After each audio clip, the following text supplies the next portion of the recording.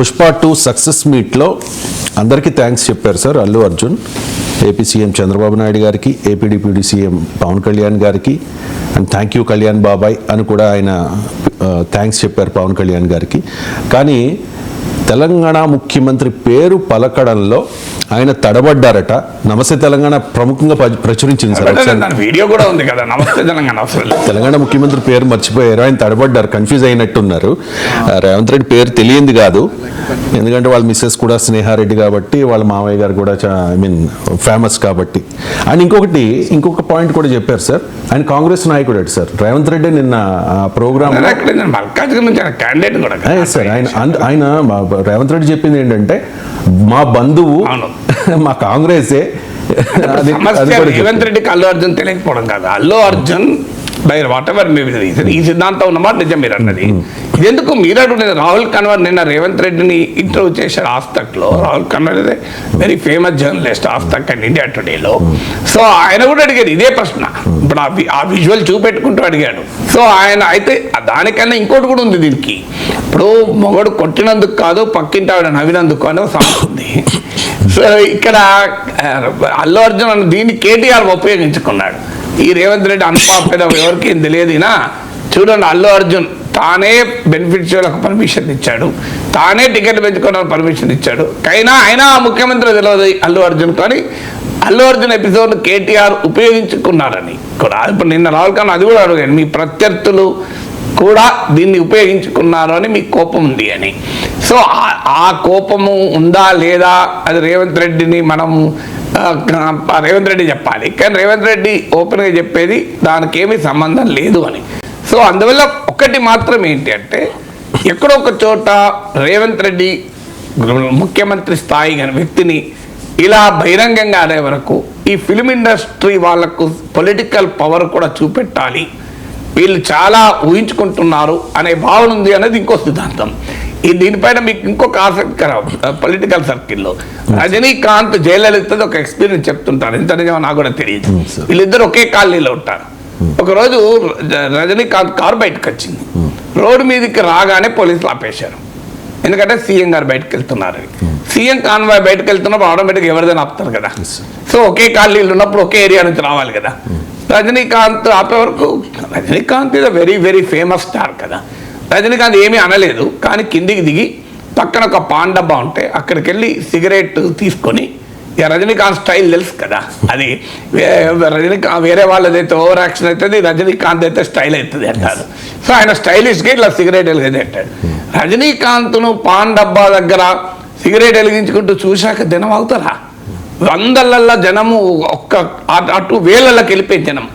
ఈ లోపల ఇంకా సీఎం రాలే, కాన్వాయ్ మొత్తం రోడ్లన్నీ బ్లాక్ అయిపోయినాయి, ట్రాఫిక్ జామ్ అయిపోయింది. సీఎం కొరకు రజనీకాంత్ ఆపితే సీఎంని ఆపాల్సి వచ్చింది. సో అప్పుడు పల్లి పోలీసులు వచ్చి, రజనీకాంత్ ప్లీజ్ మీరు కార్లో కూర్చొని, నాకే సంబంధం, సీఎం గారు పోనీయండి అన్నారట. సీఎం గారు వెళ్ళాక నేను వెళ్తాను. లేదు సార్ మీరు ముందు వెళ్ళండి అంటే, నేను ఎట్లా వెళ్తాను, మొదలు సీఎం గారు వెళ్ళాలి కదా, నేను వెళ్ళలేను, పద్ధతి కాదు, లేకపోతే చీఫ్ మినిస్టర్కో, నేను చీఫ్ మినిస్టర్ వెళ్ళాక వెళ్తాను అని.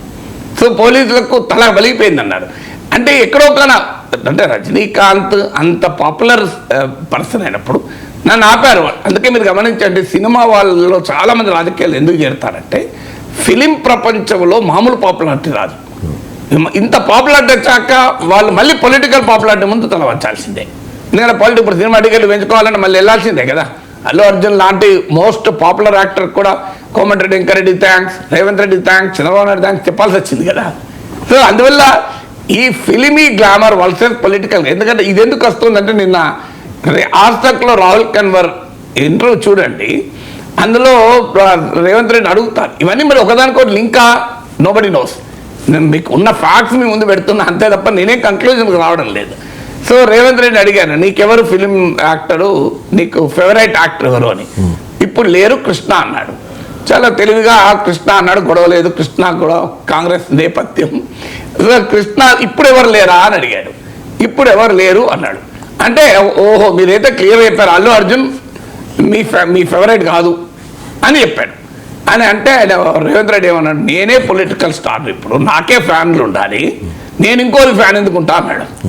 సో అందువల్ల మీకు దానికి వెంటనే రాహుల్ కన్వర్ ఈ కాన్ఫిడెన్స్ కాంగ్రెస్ ను బీఆర్ఎస్ బీజేపీలో ఓడించి గెలిపించింది అని. సో అందువల్ల ఆ మొత్తం ఇంటర్వ్యూ చూసి ఇంకోటి కూడా అన్నాడు, ఏముంది ఇందులో, సినిమా డబ్బులు పెట్టాడు, సినిమా తీశాడు, డబ్బులు సంపాదించుకున్నాడు, వెళ్ళిపోయిండు. సో వాట్ ఈస్ ఇట్, ఇదేమన్నా అంటూ రియల్ ఎస్టేట్ ఎగ్జాంపుల్ ఇచ్చాడు. ల్యాండ్ కొన్నారు, వెంచర్ చేసినారు, అమ్ముకున్నారు, సంపాదించారు. ఇదేమన్నా భారత పాక్ యుద్ధంలో దేశాన్ని గెలిపించడమా అన్నాడు. వాళ్ళు ఏమైనా సైనికులా అనేసి కూడా అదే భారత ఏదైనా యుద్ధంలో గెలిపించారా అన్నాడు. నాకే కాదు, చాలా మందికి కొంతమందికి అనిపించవచ్చు, మరి ఇది సినీ పరిశ్రమను తక్కువ చేసి చూపించడం కాదా, సినీ హీరోల్ని తక్కువ చేసి చూపించడం కాదా? ఇది ఒక స్వేచ్ఛాయుత దేశం, ఎవరికైనా వాళ్ళ అభిప్రాయం ఉండొచ్చు కదా, దానికి నేరం కాదు కదా. కొన్ని రాజకీయాల పట్ల మనకు అభిప్రాయం లేదా sir? State CM is also human being అండి. ఇప్పుడు రాజకీయాల మీద అభిప్రాయాలు ఉండవు, ఆ రాజకీయాలు ఉన్న వాళ్ళంతా అవినీతి పనులని ఆ హోదాలో ఉన్నప్పుడు ఆయన ఒపీనియన్ ఇది ఏమున్నది, సినిమా తీశారు. ఇప్పుడు ఇదేమీ కళాఖండం కాదు, ఇప్పుడు ఏదో కె విశ్వనాథ్ సినిమాలు కావు, ఇదేమి అవార్డు విన్నింగ్ సత్యజిత్ రే సినిమాలు కాదు. It's a pure commercial cinema. ఇదే మెసేజ్ ఓరియంటెడ్ జై భీమ్ లాంటి సినిమాలే కాదు.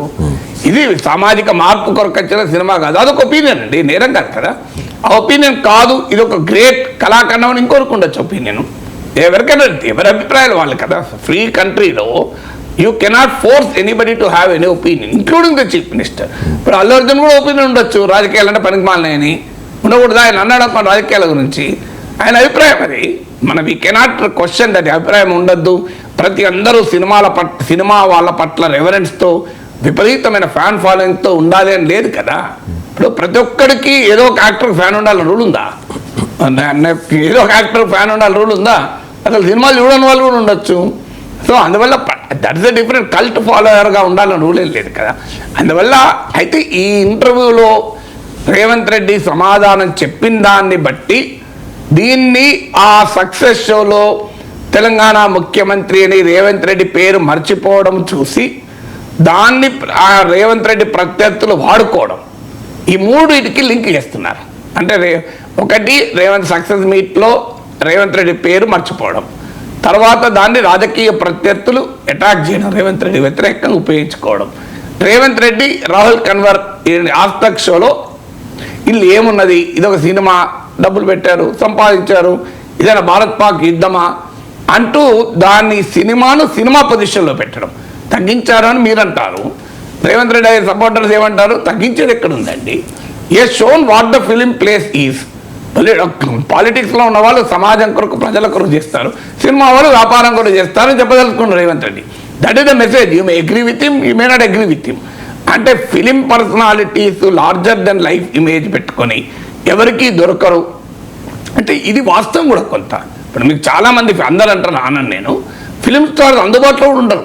ఇప్పుడు నేనే నా అనుభవం చెప్తాను. రేవంత్ రెడ్డి ఇంటర్వ్యూ కావాలని ఒక ఫోన్ చేస్తే నాకు ఇంటర్వ్యూ వస్తుంది.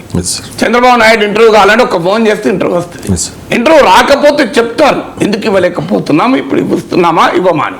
మీరు కావాలంటే ఇప్పుడు చంద్రబాబు నాయుడు ఇంటర్వ్యూ నేను అడిగితే వీలవుతుంది, వీలు కాదు, ప్రస్తుతం మరి ఎప్పుడైనా వీలవుతుంది, అవకాశం ఉంటే ఈవెన్ ముఖ్యమంత్రి కూడా మాట్లాడతారు. నాగేశ్వర గారు మీతో ఇంటర్వ్యూకి ఏంటి అభ్యంతరం, కానీ ఇప్పుడున్న సిచ్యువేషన్లో నేను ఏదైనా చెప్తారు. కానీ అల్లు అర్జున్ ఇంటర్వ్యూకి వస్తే రెస్పాన్సిబుల్ లేదు నాకు, నా అనుభవం చెప్తున్నాను. అందువల్ల నేను అల్లు అర్జున్కు టీంలో చాలా ఇంపార్టెంట్ ఒక వ్యక్తికి మెసేజ్ పెట్టాను. అల్లు అర్జున్ ఫోన్ నెంబరే మనకు అందుబాటులో ఉండదు. ఆ వ్యక్తి ఫోన్ పెడితే I will speak to you in the morning అండి అని పెట్టాడు. ఇంతవరకు ఆ మార్నింగ్ రాలే. సో నోబట్ ఇది ఎందుకు ఉదాహరణ చెప్తున్నా అంటే politicians are accessible, film stars are మరి వాళ్ళ ఐవరీ టవర్లో ఉంటారు, వాళ్ళు ఈ సమాజానికి అతీతంగా ఉంటారు, ఏదో సమాజ అతీత శక్తుల వాళ్ళు అనే ఈ భావన సమాజంలో ఉంది. రేవంత్ రెడ్డి నిన్న ఇంటర్వ్యూ ద్వారా పటాపంచలు చేయదలుచుకుంది ఏంటంటే ఈ ఆరా ఆఫ్ గ్లామర్, అంటే సినిమా వాళ్ళ చుట్టూ ఉండేటువంటి ఒక రకమైనటువంటి భావన, వాళ్ళు లార్జర్ దెన్ లైఫ్, వాళ్ళు ఒక దేవుళ్ళలాగా చూస్తారు కదా ప్రజలు. అంటే సాధారణంగా పోలీసు వాళ్ళు తమ నిర్ణయం ప్రకారమే జరిగిందా, ఎక్కడా జరగదు. అందరికీ తెలుసు అల్లు అర్జున్ లాంటి సెలబ్రిటీ అరెస్టు పొలిటికల్ బాసెస్కు సమాచారం ఉండకుండా, పొలిటికల్ బాసెస్ నుంచి క్లియరెన్స్ రాకుండా పోలీసు యాక్ట్ అవుతుందని నేను అనుకోను అని నిన్న కూడా చెప్పాను. ఇలా నిజమైన ఆస్తక్ ఇంటర్వ్యూలో, రాహుల్ కన్వర్ ఇంటర్వ్యూలో రేవంత్ రెడ్డి చెప్పాడు, మిమ్మల్ని అడుగుంటారు కదా అని అడిగితే రేవంత్ రెడ్డి దాచుకోలే, నాకు తెలియదు, అదేదో పోలీసులు చేశారు రేవంత్ రెడ్డి ప్రత్యేకత ఏంటంటే మోమాటలు కూడా మాట్లాడేస్తారు కదా. సో నార్మల్గా పొలిటీషియన్లు ఏం చేస్తారు, అలా నాకేం సంబంధం, నేను ఢిల్లీలో ఉన్నాను, నాకు తెలియదు, అరెస్ట్ నేను కూడా మీడియాలోనే చూశాను, పోలీసులు నన్ను ఎందుకు అడుగుతారు, నేను చీఫ్ మినిస్టర్ దగ్గర ప్రధాని కొరకు వస్తారా, ప్రధాని కొరకు పర్మిషన్ తీసుకుంటారా అని ఎవాయిడ్ చేస్తారు. కానీ రేవంత్ రెడ్డి ఎవాయిడ్ చేయలే, ఓపెన్ చెప్పాడు, అవును తెలుసు నాకు, నేను సమాచారం తెప్పించుకుంటాను, నేను చీఫ్ మినిస్టర్ను, నా ల్యాండ్ నా దగ్గరే ఉంటుంది, అందువల్ల నాకు తెలియదు తెలుసనే చెప్పాడు.